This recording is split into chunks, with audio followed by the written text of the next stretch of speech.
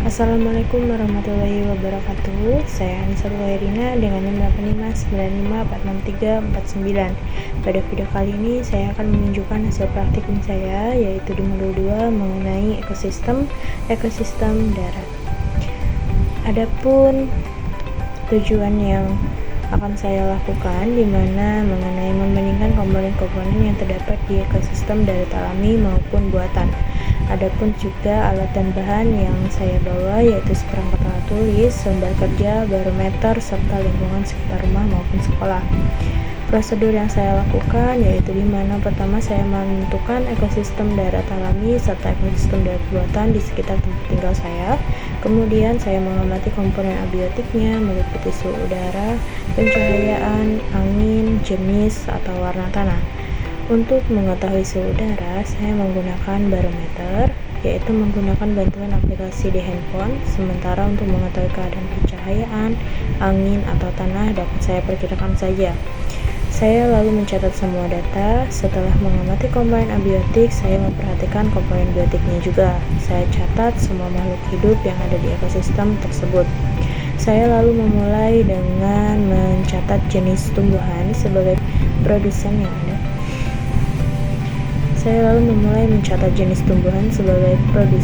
ada.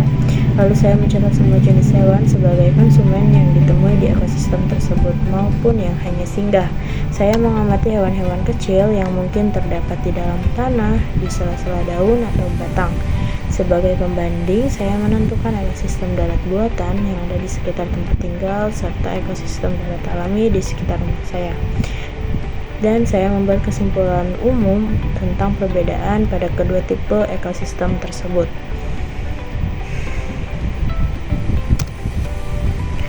Dari hasil pengamatan yang sudah saya lakukan, di mana mengenai komponen abiotik ekosistem darat alami, di komponen abiotiknya terdapat tanah, udara, cahaya, air, dan angin.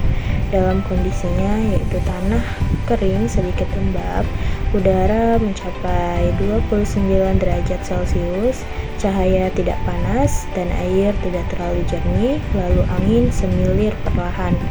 Komponen biotik ekosistem darat alami, adapun jenis tumbuhan yang saya temui yaitu pohon jambu, pohon mangga, rumput, serta pohon pisang.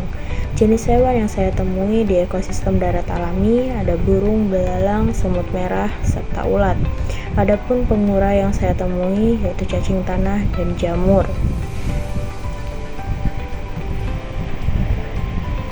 Sedangkan pada komponen abiotik ekosistem darat buatan yaitu ada tanah dengan kondisi keadaan lebih kering, udara mencapai 28 derajat Celcius, cahaya lebih terang dan air jernih serta angin semilir perlahan.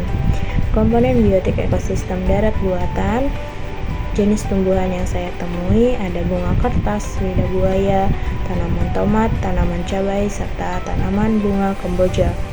Jenis hewan yang saya temui yaitu ada lalat, nyamuk, semut hitam, semut merah, serta tikus. Pengurai yang saya temui di dalam ekosistem darat buatan yaitu ada bakteri tanah, kutu kayu, larva, rayap, serta jamur atau fungi. Kemudian pertanyaan-pertanyaan yang sudah saya resume, di mana menurut pendapat saya ekosistem manakah yang mempunyai jenis komponen biotik lebih banyak? Mengapa demikian? Saya jelaskan secara singkat. Ya, menurut pendapat saya, ekosistem darat alami lebih banyak komponen biotiknya. Hal ini disebabkan ekosistem darat alami mencakup wilayah yang luas, sehingga banyak makhluk hidup atau komponen biotik yang tinggal di ekosistem tersebut. Kesimpulan yang dapat saya tarik dari pengamatan tersebut, secara keseluruhan hasil pengamatan saya menunjukkan perbedaan yang signifikan antara ekosistem alami dan ekosistem buatan. Ekosistem alami cenderung memiliki keanekaragaman hayati yang lebih tinggi baik pada komponen tumbuhan maupun hewan. Sedangkan pada kondisi abiotik dan biotiknya yang lebih stabil mendukung serta kelembapan tanah yang lebih baik, struktur vegetasi yang kompleks menciptakan habitat yang lebih beragam dan mendukung rantai makanan yang lebih rumit. Sebaliknya, ekosistem darat buatan cenderung memiliki keanekaragaman hayati yang lebih rendah karena campur tangan pengelolaan manusia, sehingga populasi hewan yang berada di ekosistem darat buatan terbatas tergantung pada jenisnya. Suhu juga lebih ekstrim dan tanah yang lebih kering.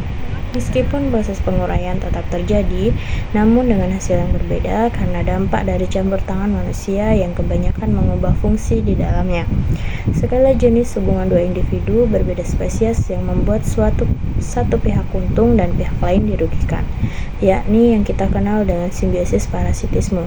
Sifat parasit yaitu tidak akan membunuh inangnya, karena kalau inangnya mati, maka parasitnya juga akan mati karena kekurangan sumber makanan. Adapun berdasarkan hasil pengamatan yang saya simpulkan, ada jenis komponen pada ekosistem darat alami lebih banyak dibandingkan ekosistem darat buatan. Ekosistem darat alami, proses terjadinya tidak ada campur tangan manusia, sedangkan pada ekosistem darat buatan terjadi karena adanya campur tangan manusia. Sekian dari saya, wabillahi taufiq wal hidayah. Wassalamualaikum warahmatullahi wabarakatuh.